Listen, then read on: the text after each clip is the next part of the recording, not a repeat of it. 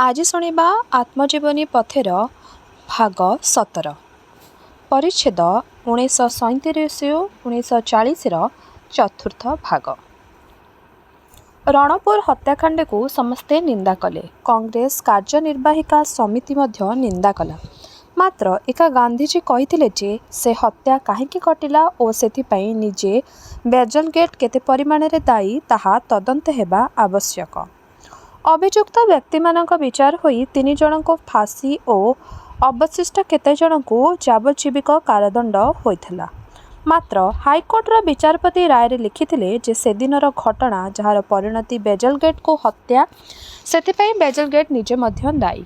तांकर व्यवहार लोकंकु उत्क्षिप्त कराइला। एपरि मंतव्य प्रकाश करी से कर्तृपक्षंकु अभियुक्त लोकंक प्रति अनुग्रह करिबा पई सूचना देइथिले। से सूचना अनुसार मु रेसिडेंट को द्वारस्थ हेली, मात्र से अनुग्रह मिलिला नहीं। 2 जन फांसी पाइले, अन्य माने जेल गले। ए 2 जन शहीद को नाम श्री रघुनाथ महांती और श्री दिवाकर परिड़ा। इतिमध्य रणपुर शासनर आमूलचूल परिवर्तन होईगला। राजा को गादीच्युत करी राजनीतिक विभाग सेठारे शासन भार हाथ को नहीं चलाइले।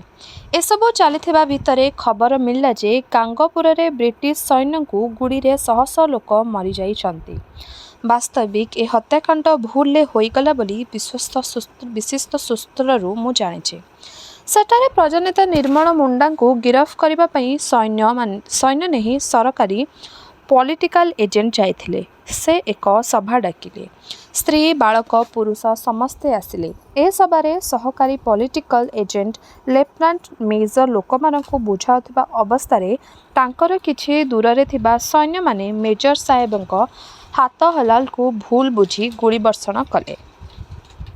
फलरे प्राय 300 स्त्री बालक और पुरुष निहित हेले। ए लोमहर्षणकारी व्यापार तदंत पई जवाहरलाल नेहरू प्रमुख समस्ते दाबी कले। मात्र केही शुणिले नहीं। मु निजे एते व्यस्त थाए जे सही सहकर्मी न मिलिबारु ए विषय रे मध्य मु कोनोसी प्रतिकार करि पारिली नहीं। रणपुर रे जणे गोरा लोक हत्यारे 3 जन को फांसी और अनेकों को कारादंड। मात्र गांगपुर रे प्राय 300 लोकंक हत्यारे केही जणे सुद्धा पदे गाली भी शुणिला नहीं।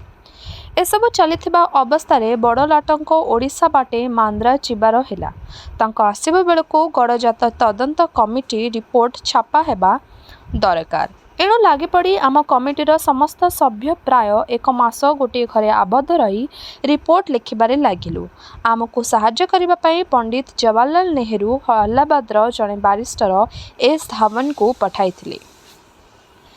ए परे हाईकोर्टर जज पश्चिमबंगर गवर्नर हेले। दिन राति परिश्रम करी आलोचना करी रिपोर्ट प्रस्तुत करिलु। ओडिशा मिशन प्रेस रे ताहा मुद्रित होई प्रकाश हैला। जो दिन बड़लाट ओडिशा रे पहुँचिले से दिन ओडिशा लाटंक जरिया रे उक्त तदंत कमिटी रिपोर्ट खंडे मु तांको उपहार रे देइथिली। ए तदंत रिपोर्ट उपरे बिलातर अनेक कागज मंतव्य प्रकाश करी यह समर्थन करथिले। भारतर प्राय सबु खबर कागज यहाको समर्थन करथिले। आमर दाबी थिला जे ओडिशा गड़जात सनंद सबु रद्द करी से सबु को ओडिशा रे शामिल कर दिया जाओ। कलिकतार स्टेट्समैन आमको पूर्ण समर्थन करथिले। ए तदंत कमिटी रिपोर्ट रे ओडिशा गड़जात रे कि अकथनीय अत्याचार कि असभ्यता चलीची तार वर्णना अछि। ब्रिटिश सैन्य बल रे ओडिशा गड़जात रे जहा चलीची ताहा जानिले प्रचारित नाजी शासनर सुंदर कल्पना करिहेब। ए रिपोर्ट संबंध रे बड़लाट निम्नलिखित मंतव्य प्रकाश करथिले। तमसाच्छन्न ओडिशार ए छोट छोट गड़जात भितरे ए रिपोर्ट आलोकरेखा पकाइछि। एणिकी धीरे धीरे आमे अग्रसर हेबु। मो निजर विश्वास जे यूरोपीय युद्ध लगी न जाइथिले 1940 मसीहा बेलू ओडिशा गड़जात इतिहासर विषय होई रही जाई थांता और ओडिशा प्रदेश भितरे से सबू जमीदारी होई रही जाई थांता। मात्र युद्ध से प्रतिक्रिया को अटकाइला। वर्तमान मु 1939 मसीहा सेप्टेम्बर मास पर्यंत आसीगली। यह भितरे गड़जात आंदोलन संक्रांत प्रधान घटना उल्लेख करिगली। मात्र यह संगे संगे भारतीय कांग्रेस एवं ओडिशा कांग्रेस रे जे सबु घटना घटिला और मो उपरे तार प्रतिक्रिया उल्लेखयोग्य। 1938 ମସିହାରେ ମୁଁ କଂଗ୍ରେସ କାର୍ଯ୍ୟନିର୍ବାହିକା ସମିତିର ସଭ୍ୟ ହୋଇ ନିଖିଳ ଭାରତ ରାଜନୀତିରେ ଯୋଗଦେଲି। ତଦ୍ୱାରା ଓଡ଼ିଶାରେ କାମ କରିବାର ମଧ୍ୟ ସୁବିଧା ହେଲା। ଆଉ ମଧ୍ୟ ମନର ସଙ୍କୋଚ ବହୁ ପରିମାଣରେ କମିଗଲା। ମଧ୍ୟପ୍ରଦେଶର କଂଗ୍ରେସ ନିର୍ବାଚନ ବିବାଦ ତଦନ୍ତ କରିବା ପାଇଁ ମୋତେ ନିଖିଳ ଭାରତ କାର୍ଯ୍ୟନିର୍ବାହିକା ସମିତି ପଠାଇଥିଲେ।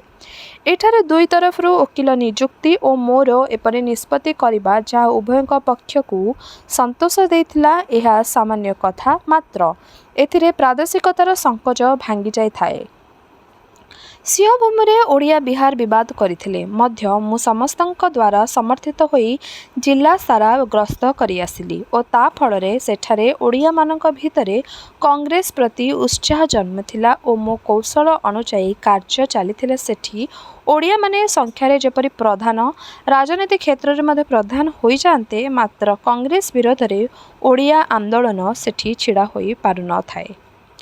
ଏହିଠାରେ ଓଡ଼ିଆ ଆନ୍ଦୋଳନ ସମ୍ବନ୍ଧରେ ଦୁଇଟି କଥା ଲେଖିବା ଦରକାର। ମୁଁ ଦେଖିଲି ସିଂହଭୂମିରେ ଓଡ଼ିଆ ଆନ୍ଦୋଳନ ଯେତେ ନାହିଁ ତାଠାରୁ ବହୁତ ବେଶୀ କଟକରେ ଏବଂ ଓଡ଼ିଶାରେ। କଟକର ଆନ୍ଦୋଳନ କିପରି ସିଂହଭୂମିର ଅବସ୍ଥା ଉପରେ ପ୍ରଭାବ ପକାଇବ ତାହା ବୁଝିବା କଠିନ। ସିଂହଭୂମିର ଅଧିକାଂଶ ହୋ ନାମକ ଆଦିମ ଆଦିବାସୀ ଜାତି।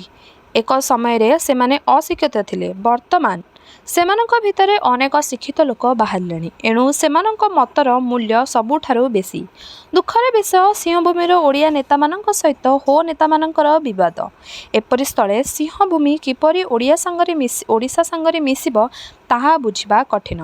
ପଣ୍ଡିତ ଗୋପବନ୍ଧୁଙ୍କ ଆନ୍ଦୋଳନ ଫଳରେ ସିଂହଭୂମିର ଓଡ଼ିଆମାନେ ସେଠାରେ ସ୍ଥାୟୀ ଅଧିବାସୀ ବୋଲି ବିହାର ସରକାରଙ୍କ ଦ୍ୱାରା ପରିଗଣିତ ହୋଇ ଆସୁଛନ୍ତି।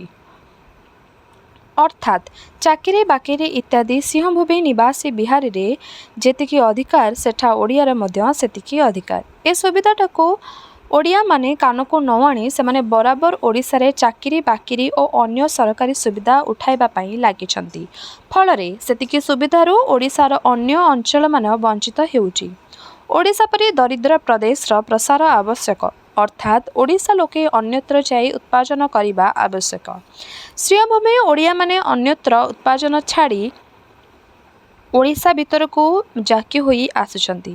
ଏତଦ୍ଦ୍ୱାରା ଓଡ଼ିଶାର ସମୂହ କ୍ଷତି ବୋଲି ମୋର ମନେହୁଏ।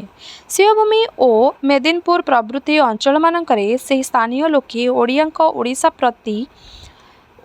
ପ୍ରୀତି ଉପରେ ଓଡ଼ିଆ ଆନ୍ଦୋଳନକୁ ପର୍ଯ୍ୟବେସିତ ନ କରି ସେହିମାନଙ୍କ ନାମରେ ଓଡ଼ିଶାରେ ସଭା କରିବା ଦ୍ୱାରା ଲାଭ କିଛି ନାହିଁ, ବରଂ କ୍ଷତି ବୋଲି ମୋର ବିଶ୍ୱାସ।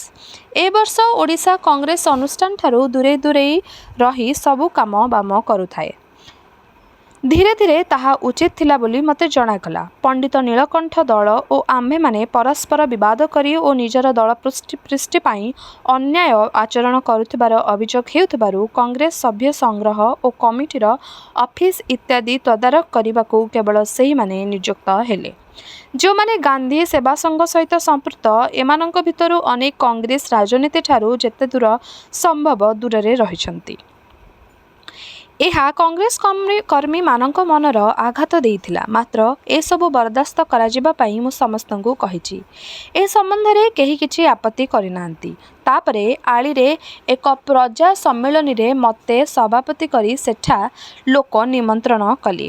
ମାତ୍ର ସେଠାର କର୍ମୀ ଗାନ୍ଧୀ ସେବାସଂଘ ସହିତ ସମ୍ପୃକ୍ତ ଥିବାରୁ ତାଙ୍କୁ ଲେଖା ହେଲା ଯେ ସେ କିପରି ମୋ ସଭାପତିତ୍ୱର ହେଉଥିବା ସମ୍ମିଳନୀ ସମ୍ପର୍କରେ କାମ କରୁଛନ୍ତି। ଯେହେତୁ ମୁଁ ସାମ୍ୟବାଦୀ ସମ୍ମିଳନୀମାନଙ୍କର ସଭାପତି ହୁଏ, ଏ ଖବର ପାଇ ଓ ସେ ଚିଠି ଦେଖି ମୁଁ ସମ୍ମିଳନୀକୁ ଗଲି ନାହିଁ। ଏହି ଆଳି ସମସ୍ୟା ଯେଉଁଥିପାଇଁ ସମ୍ମିଳନୀ ହୋଇଥିଲା କେହି ହାତକୁ ନେଲେ ନାହିଁ। ପୁଣି ପ୍ରାୟ ବର୍ଷକ ପରେ ମୁଁ ସେଠାକୁ ଯାଇ ପ୍ରଜା ରାଜା ସଂଘର୍ଷର ସମାଧାନ କରିଥିଲି। ଏସବୁ ଘଟଣା ମୋତେ ବଡ଼ ବାଧୁଥାଏ। ମାତ୍ର ମୁଁ ଭାବୁଥାଏ ଯେ ସାଧାରଣ ଜୀବନରେ କେହି କାହାକୁ ଫୁଲମାଳ ଦେଇ ଅଭିନନ୍ଦନ କରିବାକୁ ନାହାନ୍ତି। ସମସ୍ତେ ନିଜ ନିଜର ଶକ୍ତି ବିବେଚନା କରି ଓ ଅନ୍ୟ ସହିତ ସଂଘର୍ଷରେ ନ ଆସି ଯେତିକି ସମ୍ଭବ ଲୋକଙ୍କ ସେବା ଉଦ୍ଦେଶ୍ୟରେ କାମ କରିଯିବା ଉଚିତ। 1938 ମସିହା ଶେଷରେ ସୁଭାଷ ବାବୁଙ୍କ ପୁନର୍ବାର ସଭାପତି ପଦ ପାଇଁ ପ୍ରାର୍ଥୀ ଘେନି କଂଗ୍ରେସ ମହଲରେ ବଡ଼ ଟଣାଟଣି ଲାଗିଲା। ଏ ଟଣାଟଣି ଭିତରେ ମୁଁ ଏପରି ଭାବରେ ପଡ଼ିଥିଲି ଯେ ଅନେକ ଦିନ ପର୍ଯ୍ୟନ୍ତ ମୁଁ କର୍ତ୍ତବ୍ୟ ନିର୍ଣ୍ଣୟ କରି ପାରିନଥିଲି। ସୁଭାଷ ବାବୁ ଆଶା କରୁଥାନ୍ତି ଯେ ମୁଁ ତାଙ୍କୁ ସମର୍ଥନ କରେ ଓ ଅନ୍ୟମାନେ ଆଶା କରୁଥାନ୍ତି ଯେ ମୁଁ ସେମାନଙ୍କୁ ସମର୍ଥନ କରେ। ମାତ୍ର ମୋର ସିଦ୍ଧାନ୍ତ ଥାଏ ଯେ ଗାନ୍ଧିଜୀ ଯାହା କରିବେ ମୁଁ ତାହା କରିବି। ମୁଁ ଗାନ୍ଧିଜୀଙ୍କ ମତ ଜାଣିବା ପରେ ଦୃଢ଼ ହୋଇ ସୁଭାଷ ବାବୁଙ୍କ ବିରୋଧରେ ଛିଡ଼ା ହେଲି। ମାତ୍ର ତାଙ୍କ ପ୍ରତି ମୋର ସମ୍ମାନ ମୁଁ ବରାବର ବଜାୟ ରଖିଥାଏ। ଏପରିକି ସେ ଯେତେବେଳେ କଟକ ଆସିଲେ ତାଙ୍କୁ ସାମାଜିକତା ହିସାବରେ ସମ୍ମାନ ଦେଖାଇଲି। ମାତ୍ର ରାଜନୀତି କ୍ଷେତ୍ରରେ ଯୋଗ ଦେଇନାହିଁ। 1939 ମସିହାରେ ସୁଭାଷ ବାବୁ ପୁନଃନିର୍ବାଚିତ ହୋଇ ପୁଣି ଇସ୍ତଫା ଦେଲେ। ତାପରେ ରାଜେନ୍ଦ୍ର ବାବୁ ସଭାପତି ହେଲେ। ଏଣେ ଓଡ଼ିଶାରେ ପ୍ରାଦେଶିକ କଂଗ୍ରେସ କମିଟିରେ ପଣ୍ଡିତ ନୀଳକଣ୍ଠ ସଭାପତି ନିର୍ବାଚିତ ହେଲେ। ସେ ସାଧ୍ୟମତେ ଚେଷ୍ଟା କଲେ ଆମକୁ କଂଗ୍ରେସ କ୍ଷେତ୍ରଠାରୁ ଦୂରରେ ରଖିବା ପାଇଁ ଏବଂ କଂଗ୍ରେସ ଶାସନକୁ ଅପଦସ୍ଥ କରିବା ପାଇଁ। କେବଳ ସେତିକି ନୁହେଁ, ଗଡ଼ଜାତ ରାଜା ଓ ବଡ଼ ବଡ଼ ଜମିଦାରଙ୍କ ସହିତ ସଂଯୋଗ ସ୍ଥାପିତ ହେଲା। କଂଗ୍ରେସ ମନ୍ତ୍ରିମଣ୍ଡଳ ଓଡ଼ିଶା ପ୍ରଜାସତ୍ତ୍ୱ ଆଇନ, ମାନ୍ଦ୍ରା ଜମିଜମା ଆଇନ, ଦେବଦତ୍ତର ଆଇନ ପ୍ରଭୃତି ଯାହା ସାଧାରଣ ଲୋକଙ୍କ ପାଇଁ ଲାଭ ପାଇଁ କରିବାକୁ ଯାଉଥିଲେ, ସେଥିରେ ବଡ଼ ବଡ଼ ଧନୀ ଜମିଦାର ପାରୁ ପର୍ଯ୍ୟନ୍ତ ବାଧା ଦେଇଥିଲେ। ତାଙ୍କ ସହିତ ସେ ସମୟରେ କଂଗ୍ରେସ କର୍ମକର୍ତ୍ତାମାନେ ମଧ୍ୟ ଯୋଗ ଦେଲେ। ଓଡ଼ିଶା ପ୍ରଜାସତ୍ତ୍ୱ ଆଇନ ଓ ଦେବଦତ୍ତର ଆଇନ କୌଣସି ପ୍ରକାର ପାସ୍ ହୋଇଥିଲେ ମଧ୍ୟ ବଡ଼ ଲାଟଙ୍କ ଦ୍ୱାରା ନାମଞ୍ଜୁର ହୋଇଗଲା। ମାନ୍ଦ୍ରା ଜମିଜମା ଆଇନ ସମ୍ପର୍କରେ ପ୍ରାଦେଶିକ କଂଗ୍ରେସ କମିଟିର ସଭାପତି ପଣ୍ଡିତ ନୀଳକଣ୍ଠ କିପରି ବଡ଼ ଜମିଦାରମାନଙ୍କୁ ସହଯୋଗ ଦେଇଛନ୍ତି, ତାହା ଥରେ ମୁଁ ପ୍ରାଦେଶିକ କଂଗ୍ରେସ କମିଟି ଆଗରେ ଉପସ୍ଥାପିତ କରିଥିଲି ଓ ପ୍ରାଦେଶିକ କମିଟିର ସେ ଆଇନକୁ ସମର୍ଥନ କରି ପ୍ରସ୍ତାବ ଗ୍ରହଣ କରିଥିଲେ। ଗଡ଼ଜାତରେ ଜନସାଧାରଣ ଅତ୍ୟାଚାର ବିରୋଧରେ ଜୀବନପଣ କରି ଲାଗିଛନ୍ତି। ଏଣେ ପ୍ରାଦେଶିକ କଂଗ୍ରେସ କର୍ମକର୍ତ୍ତାମାନେ ରାଜାମାନଙ୍କ ସହିତ ମିଶି ପ୍ରଜାମାନଙ୍କୁ ଆନ୍ଦୋଳନରୁ ନିବର୍ତ୍ତାଇବା ପାଇଁ ଚେଷ୍ଟା କରୁଥାନ୍ତି। ଏପରି କଂଗ୍ରେସ କମିଟି କାର୍ଯ୍ୟରେ ବିରକ୍ତ ହୋଇ ସୁଦ୍ଧା ଆମେମାନେ ନୀରବ ହୋଇଥାଉ। ମାତ୍ର ବିଶ୍ୱଯୁଦ୍ଧ ଆରମ୍ଭ ହେବା ପରେ କଂଗ୍ରେସ କାର୍ଯ୍ୟନିର୍ବାହିକା ସମିତିର ନିର୍ଦ୍ଦେଶ ଅନୁସାରେ କଂଗ୍ରେସ ମନ୍ତ୍ରୀମାନେ ଯେଉଁଦିନ ଇସ୍ତଫା ଦେଲେ, ସେହିଦିନ କଂଗ୍ରେସ ଦଳର କେତେଜଣ ବିରୋଧୀ ଦଳ ସହିତ ମନ୍ତ୍ରିମଣ୍ଡଳ ଗଠନ କରିବାର ଉଦ୍ୟମ କଲେ। ମାତ୍ର ସେତେବେଳେ ତାହା ସଫଳ ହୋଇ ପାରିନଥିଲା। ମାତ୍ର ଯେଉଁ କଂଗ୍ରେସ ଲୋକ ଧରାପଡ଼ିଲେ, ସେମାନଙ୍କ ହାତରେ କଂଗ୍ରେସ ଅନୁଷ୍ଠାନ ଅତି ବିପଜ୍ଜନକ ବ୍ୟାପାର। ଏହାପରେ ଯୁଦ୍ଧ ପରିସ୍ଥିତିରେ କଂଗ୍ରେସ ଅନୁଷ୍ଠାନକୁ ସୁଦୃଢ଼ କରିବା ପାଇଁ ନବକୃଷ୍ଣ ଚୌଧୁରୀଙ୍କର ଏକ ସାଧାରଣ ପ୍ରସ୍ତାବ ନୀଳକଣ୍ଠ ବାବୁ ଗ୍ରହଣ ନ କରିବା ଫଳରେ କଂଗ୍ରେସ କମିଟି ଭିତରେ ସଂଘର୍ଷ ହେଲା। ଥରେ ଦୁଇଥର ସଭାପତିଙ୍କ ଉପରେ ଅନାସ୍ଥା ପ୍ରସ୍ତାବ କାର୍ଯ୍ୟତଃ ଗୃହୀତ ହେଲା। ସେ ଇସ୍ତଫା ଦେଲେ। ଇତିମଧ୍ୟରେ ପୁନର୍ନିର୍ବାଚନ ଆସିଗଲା। 1940 ମସିହାରେ ଶ୍ରୀ ରାଧାକୃଷ୍ଣ ବିଶ୍ୱାସରାୟ ପ୍ରାଦେଶିକ କଂଗ୍ରେସ କମିଟିର ସଭାପତି ହେଲେ। ବର୍ତ୍ତମାନ କଂଗ୍ରେସ ଅନୁଷ୍ଠାନକୁ ଜନସାଧାରଣଙ୍କ ସମସ୍ୟା ସମାଧାନରେ ନିୟୋଜିତ କରିବାର ଉଦ୍ୟମ ହେଲା। ଏହି ସମୟ ମଧ୍ୟରେ ନିଖିଳ ଭାରତ ରାଜନୀତି କ୍ଷେତ୍ରରେ ସୁଭାଷ ବାବୁଙ୍କୁ ସଭାପତି ରୂପେ ପୁନଃ ନିର୍ବାଚନରେ ଯେଉଁ ଝଞ୍ଜା ସୃଷ୍ଟି ହୋଇଥିଲା, ତାହା ତାଙ୍କ ଇସ୍ତଫା ଦେବା ପରେ କଟିଗଲା। ମାତ୍ର ଇସ୍ତଫା ଦେବା ପୂର୍ବରୁ କଲିକତା ନିଖିଳ ଭାରତ କଂଗ୍ରେସ କମିଟିରେ ଖୁବ୍ ଟଣାଟଣି ହୋଇଥିଲା। ସୁଭାଷ ବାବୁ ନୂତନ ନିର୍ବାଚିତ ସଭାପତି ହିସାବରେ ନିଜର କାର୍ଯ୍ୟନିର୍ବାହିକା ସମିତି ଗଠନ କରି କଂଗ୍ରେସ କାର୍ଯ୍ୟ ଚଳାଇବାର କଥା। ମାତ୍ର ତାଙ୍କୁ ସମର୍ଥନ କରିବା ଭଳି ନିଖିଳ ଭାରତ କଂଗ୍ରେସ କମିଟିର ସଭ୍ୟ ସଂଖ୍ୟା ନ ଥାଏ। ତା ଛଡ଼ା ତାଙ୍କ କାର୍ଯ୍ୟନିର୍ବାହିକା ସମିତିର ସର୍ଦ୍ଦାର ବଲ୍ଲଭଭାଇ ପଟେଲ, ରାଜେନ୍ଦ୍ର ବାବୁ ପ୍ରଭୃତି ଲବ୍ଧ ପ୍ରତିଷ୍ଠିତ ବ୍ୟକ୍ତି ରହିବେ ନାହିଁ। ସେଥିରେ କାମ ବା ଚଳିବ କିପରି? ଏହି ବିଷୟରେ ବହୁ ଆଲୋଚନା ପରେ ସୁଭାଷ ବାବୁ ଚାହିଁଲେ ଯେ ତାଙ୍କ ମନୋନୀତ 2 ଜଣ ସଭ୍ୟ କାର୍ଯ୍ୟନିର୍ବାହିକା ସମିତିରେ ରଖା ହୁଅନ୍ତୁ। ଗାନ୍ଧିଜୀ ପଚାରିଥିଲେ, ତାହା ପରିବର୍ତ୍ତେ ସେ 2 ଜଣ ନିଆ ହେବେ। ସୁଭାଷ ବାବୁ 2 ଜଣଙ୍କ ଭିତରୁ ଜଣେ ମୋର ନାମ ଉଲ୍ଲେଖ କରିଥିଲେ। ମାତ୍ର ଗାନ୍ଧିଜୀ କହିଥିଲେ, ସେ ଯେପରି ଓଡ଼ିଶା ଗଡ଼ଜାତ ଆନ୍ଦୋଳନର ପରିଚାଳନା କରୁଛି, ସେଥିରେ ତା'ର ପ୍ରତିଷ୍ଠା ଟିକିଏ ହେଲେ କ୍ଷୁଣ୍ଣ ହେବା ଉଚିତ ନୁହେଁ। ଏହା କହି ସେ ଓଡ଼ିଶାର ଗଡ଼ଜାତ ଆନ୍ଦୋଳନ ବିଷୟ ସୁଭାଷ ବାବୁଙ୍କୁ କହିଲେ। ସୁଭାଷ ବାବୁ ଗାନ୍ଧିଜୀଙ୍କ ସହିତ ଏକମତ ହେଲେ। ଏ ବିଷୟ ଶୁଣି ମୁଁ ଲେଖି ପଠାଇଥିଲି ଯେ ମୋ ଯୋଗେ ଯଦି ସମାଧାନ ହୋଇ ନ ପାରୁଛି, ତେବେ ମୁଁ ଅପସରି ଯାଉଛି। मोर ए लेखा को गांधीजी मते फेराई देइथिले। 1939 मसीहा पाई मध्य मु कार्यनिर्वाहिका समितिर सदस्य रहिली। एही समय मु तालचेयर बेपार रे अति व्यस्त थाए।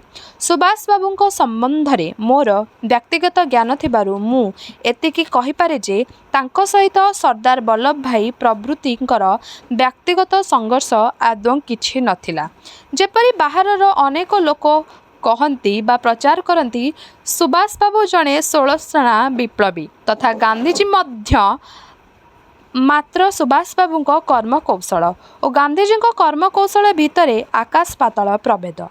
थरे सभापति पद पर पुनः प्रार्थी हेबा पूर्वर कलिकता रे मु सुभाष बाबू घरे थाए। से तांको कर्मकौशल मो सहित आलोचना करुथिले। तांकर दृढ़ मत थिला जे कांग्रेस इंग्लैंड विरोधी शक्ति मानक संपर्क रे आसी सेमानक सहयोग रे इंग्रेज साम्राज्यर मूलच्छेद साधना करबाकू हेबो। अन्यथा भारतर स्वाधीनता असंभव। मात्र गांधीजी कर्मकौशल पृथक। मु उभय कर्मकौशल संबंध में विस्तृत आलोचना करिछि। कार्यनिर्वाहिका समिति रे मु समस्त आलोच्य विषय को व्यवहारिक दृष्टि विचार करी निजर मत देइथाए। अवश्य ए मत बहु परिमाण रे नेता मानक मत द्वारा प्रभावित हुए। मात्र व्यवहारिक दृष्टि प्रत्येक विषय विचार करने उचित और सही दृष्टि जहाँ कर्तव्य ताहा ही गांधीवाद बोली मोर धारणा। सही दृष्टि स्थिर कली जे गांधीजी कर्मकौशल व्यवहारिक दृष्टि अति ठीक तदनुसार मु गति करी आसुछि। एहिठारे शेष होला परिच्छेद 1937 रु 1940। रहिली। नमस्कार।